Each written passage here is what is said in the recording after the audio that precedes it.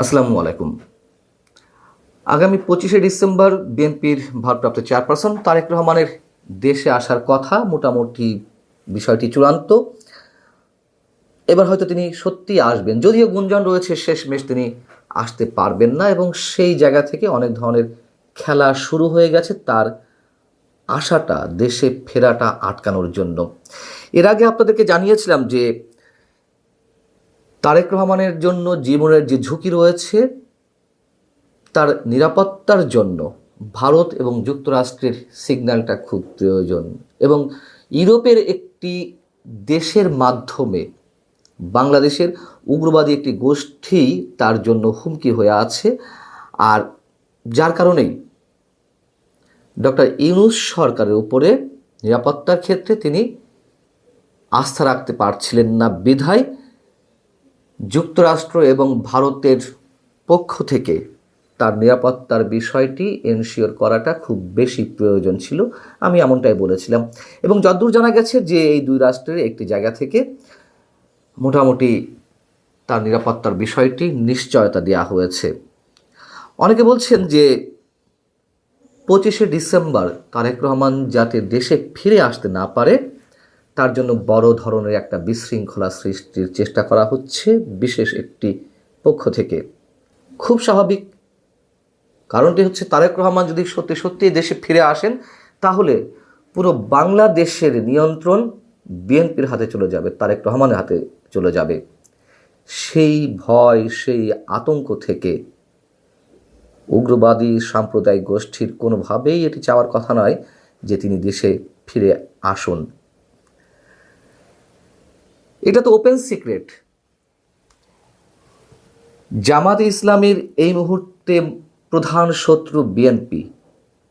বিএনপিকে যেভাবে নানানভাবে বিভিন্ন ক্ষেত্রে অভিযুক্ত করা হচ্ছে, কুৎসিত ভাষায় বিএনপিকে আক্রমণ করা হচ্ছে, শুধু জামাত নয়, জামায়াতে মনোভাবাপন্ন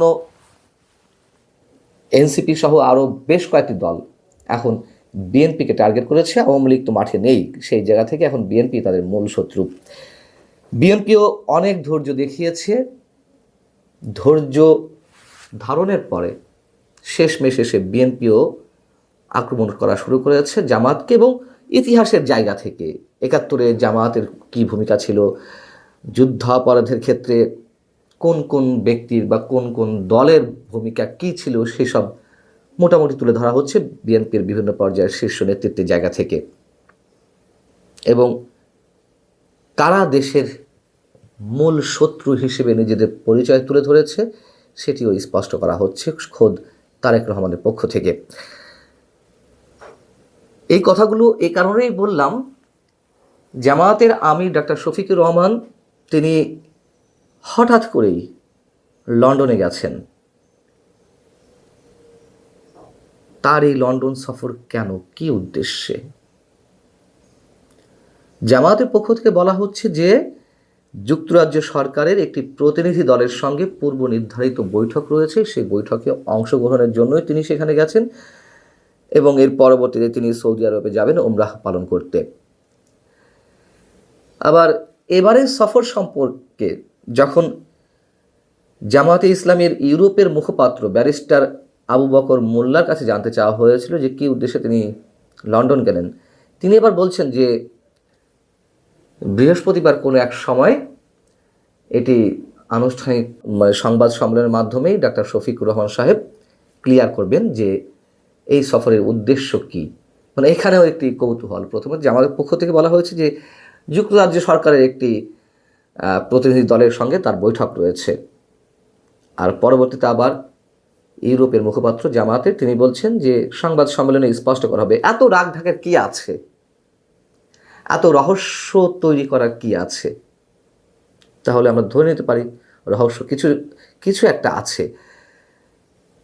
এবং এও জানা গেছে যে কৌশলগত কারণে এবার সফরের দলীয়ভাবে কোনো ধরনের ফটো রাজনীতি করা হবে না, বা ফটো রাজনীতি এড়িয়ে চলার সিদ্ধান্ত নেওয়া হয়েছে।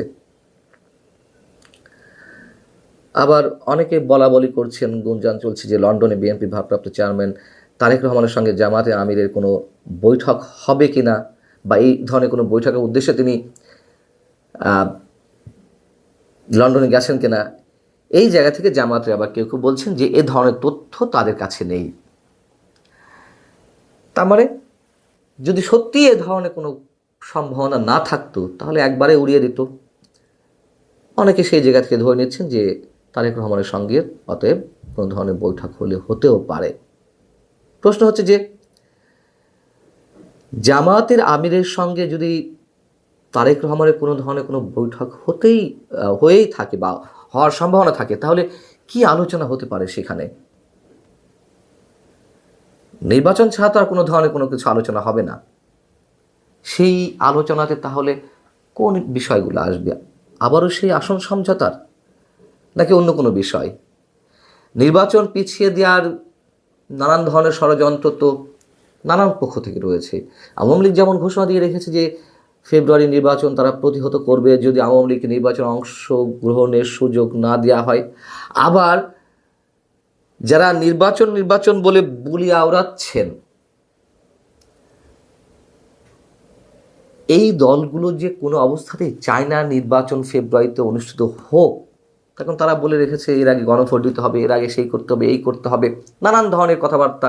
তেমন স্পষ্ট একটা চিত্র আমরা পাই এই দলগুলোর কাছ থেকে যে তারা নির্বাচন চায় না এবং বাংলাদেশের রাজনৈতিক স্থিতিশীলতাকে মানে যেটুকুই আছে সেটা এমন ভঙ্গুর পর্যায়ে নিয়ে যাওয়া অথবা আইন শৃঙ্খলা পরিস্থিতি এমন জায়গায় নিয়ে যাওয়া, এটা আমি অনেক আগে থেকে বলে আসছি, যাতে করে একটা গ্রাউন্ড তৈরি করা যায় যে এই অবস্থায় নির্বাচন সম্ভব নয়।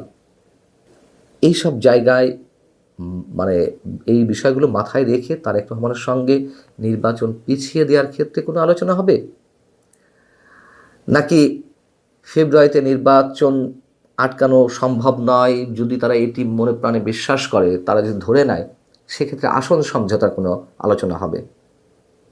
এর আগে আপনাদের জানিয়েছিলাম, আরও বেশ আগে, মোটামুটি গত বছরের ডিসেম্বরের দিকেই জামায়াতের পক্ষ থেকে বিএনপির কাছে বা সরাসরি তারেক রহমানের কাছে এমন প্রস্তাব দেওয়া হয়েছে যে নির্বাচনে বিএনপির জন্য 200 আসন থাক আর বাকি 100 আসন জামাত এবং এনসিপির জন্য দেওয়া হোক। তখন তারেক রহমান সাহেব রাজি হননি। এবারও যদি সে ধরনের কোনো প্রস্তাব দেওয়া হয়, যদি দেওয়া হয়, নিশ্চয়ই তারেক রহমান সেটি প্রত্যাখ্যান করবেন, এমনটাই বিশ্বাস অনেকের।